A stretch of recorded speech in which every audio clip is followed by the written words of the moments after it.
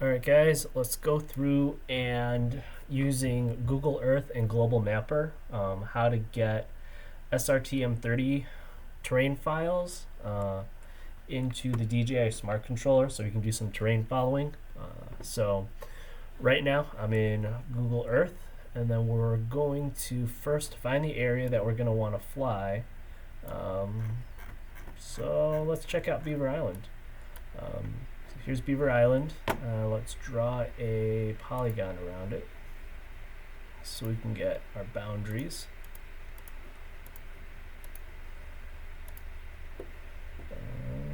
That looks about right.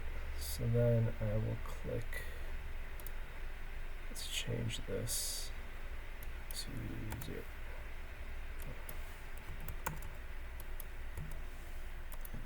So now we have our boundaries right there. I'm going to right click on that and save the place as a KML, and we're going to name it Beaver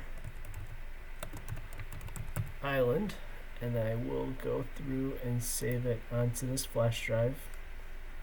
So I'll click save. So now that it's saved, let's go through into Global Mapper. So right now here's Global Mapper. I will go into this USB drive, drag and drop that KML boundary, and then just to double check where we're at, I will use the Google Maps hybrid, and I'm going to connect. Hopefully this comes over where we want it to be, and it looks like it does. Let's drag that down so we can see the boundary. So now zoom in a little bit more, and now we're going to want to pull the SRTM30 maps from the database. So I'll click on the globe, and I'm going to go click on, it's in popular sources. You can also get it in terrain data. It's in here too, SRTM30 1 arc second. You can click on either, but I usually click on that guy right here. And now it's going to pull out that data. So then now we have this area right here in question. So I'm going to uncheck that. And then now I'll go to File, and I'm going to go to Export. Actually, let's do that. Export, and now we're going to export a raster image format. Make sure it's a GeoTIFF. Exporting bounds. It's all loaded data right now, so it should export only this here. I'm going to click OK. It's going to ask me where I want it, and then I'm going to just overwrite a file I have in there before, so I'll click Save. Give it a second.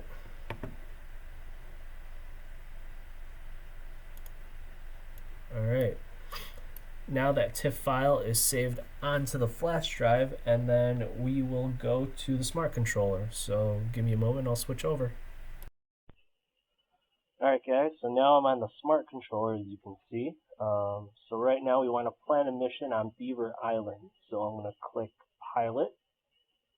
That comes up, we'll go to Mission Flight, and we'll create a new route. So right now, from what I know, I haven't tried it in oblique or waypoint, but I know the terrain following only works in mapping, and it doesn't work in linear flight mission yet. Hopefully they'll add that feature in sometime soon. So for right now, I'm just going to click on mapping. Let that load. And then now I'm going to go, I'll select the camera. Let's do the L1. Let's do some LiDAR. We're going to go here, we're going to check terrain follow, and now we have to select the DSM file. So now, this is the old one, I'll delete it. I'm going to add a new one by hitting the plus, and since it's on the flash drive we plugged into the top of the smart controller, we'll click on UDISC, and then we'll go to Isle Royale TIFF. And then we're going to check that box, and hey, look at that. So now you can see the box. This is where that TIFF is, where the DSM is, and then we're going to plan to fly around that island to map it. So I'm going to click in the center, Then we'll drag these out.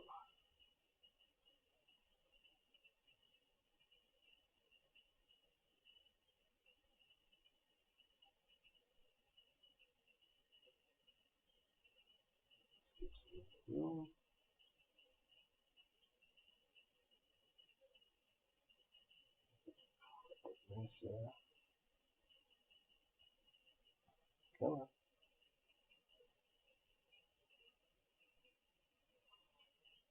And there you go. It looks like most of it is at water level, so about 200 feet. And then the part where we get a little more crazy is when we go over to the top, where it goes from 200, and then it slowly goes up to 360 feet and comes back down.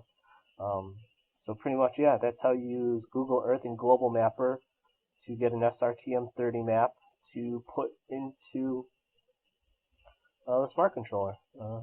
Hopefully this helped you out.